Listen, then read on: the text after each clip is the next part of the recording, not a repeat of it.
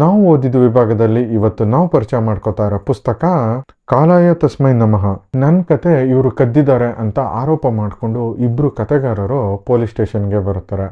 ಇಬ್ರದ್ದು ಕತೆ ಸೇಮ್ ಇರುತ್ತೆ, ಆದರೆ ಪಾತ್ರಗಳ ಹೆಸರು ಮಾತ್ರ ಬೇರೆ ಬೇರೆ ಇರುತ್ತೆ. ಅರೆ ಇದು ಹೇಗೆ ಸಾಧ್ಯ, ಯಾರು ಒರಿಜಿನಲ್ ಆಗಿ ಬರೆದಿದ್ದಾರೆ ಅಂತ ತಿಳ್ಕೊಳ್ಳೋಕ್ಕೆ ಇನ್ಸ್ಪೆಕ್ಟರ್ ವಿಕ್ರಮು ಅವರಿಬ್ಬರನ್ನ ಕೂರಿಸ್ಕೊಂಡು ಕತೆ ಹೇಳಿ ಅಂತ ಹೇಳ್ತಾನೆ. ಅವರು ಕತೆ ಹೇಳ್ತಾ ಇರಬೇಕಾದ್ರೆ ಇನ್ಸ್ಪೆಕ್ಟರ್ ವಿಕ್ರಮ್ ಮತ್ತು ಕಾನ್ಸ್ಟೇಬಲು ಆ ಕತೆಯೊಳಗೆ ತಾವು ಒಂದು ಪಾತ್ರವಾಗಿ ಹೋಗ್ತಾರೆ. ಒಬ್ಬ ಜಾದೂಗಾರ ಮತ್ತು ಒಬ್ಬ ಮಾಂತ್ರಿಕ ಈ ಕಥೆಯ ಮುಖ್ಯ ಪಾತ್ರಧಾರಿಗಳು. ಇಬ್ರಿಗೂ ಏನೋ ಒಂದು ಲಿಂಕ್ ಇರುತ್ತೆ. ಆ ಕಥೆಯಲ್ಲಿ ಹಲವಾರು ಕೊಲೆಗಳು ನಡೀತಾ ಇರುತ್ತೆ.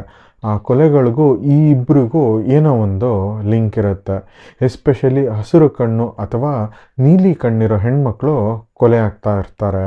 ಪ್ಲಾಟ್ ಮೇಲೆ ಪ್ಲಾಟು, ಟ್ವಿಸ್ಟ್ ಮೇಲೆ ಟ್ವಿಸ್ಟು, ಕಡೆಗೆ ದೊಡ್ಡದೊಂದು ಟ್ವಿಸ್ಟು.